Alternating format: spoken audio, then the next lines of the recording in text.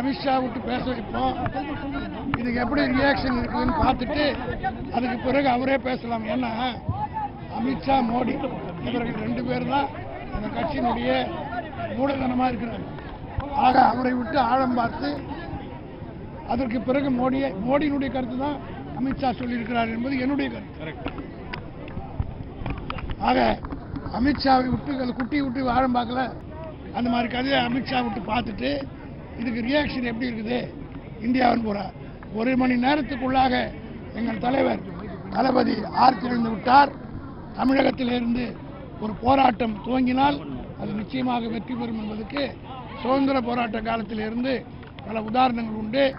மரியாதையாக அமித்ஷா அவர்கள் மன்னிப்பு கேட்டுக்கொண்டு, அவர்கள் கேட்காவிட்டாலும் இந்த உணர்வுகளை மதிக்கக்கூடியவராக ஜனநாயகத்தில் மோடிக்கு நம்பிக்கை இருந்தால் குறைந்தபட்சம் ஒரு 6 மாதத்துக்காவது அவரை அமைச்சரவையிலிருந்து நீக்கி வைப்பதுதான் தார்மீகமாக அவர் மக்களை மதிப்பதற்கு அடையாளம். சார், எதிர்கட்சி தலைவர் ராகுல் காந்தியா பாராளுமன்றத்துக்கு உள்ள விடாம பாஜக எம்பிகள் வந்து தடுத்து நிறுத்தியிருக்காங்க.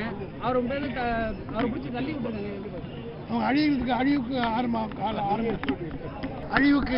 ஆரம்ப காலத்தெல்லாம் அம்பேத்கருடைய பெயரை கேட்டாலே அதாவது ராகுல் காந்தியினுடைய பாரம்பரியம் என்ன, மோடி அமித்ஷாவுடைய பாரம்பரியம் என்ன ஊர் உலகத்துக்கே தெரியும். அவர்கள் செய்த தியாகத்தால் தான் இந்த பாராளுமன்றமே இன்றைக்கு இருக்கிறது. இந்தியாவுக்கு சுதந்திரம் வாங்கி கொடுத்த அந்த குடும்பத்தால் தான் மோடியும் அமித்ஷா உள்ளே போய் அங்கே அரசியல் செய்து கொண்டிருக்காங்க. அவரே உள்ள விட மாட்டேங்கிறாங்க. அடுத்து நம்மளை கூட ஊரை விட்டு போயிடுன்னு சொல்லுவாங்க. அம்பேத்கருடைய பெயரை கேட்டாலே பாஜகவிற்கு இது போன்ற எண்ணங்கள் என்ன காரணம் என்னவென்றால், அம்பேத்கர் மக்களுடைய கண்களை திறந்தார். ஏழை எளிய மக்களுடைய கண்களை திறந்து ஜனநாயகத்தினுடைய ஆணிவேராக. அது மட்டுமல்ல, இவர்கள் மதத்தின் பெயரால் இங்கே அரசியல் செய்யலாம் நினைக்கிறார்.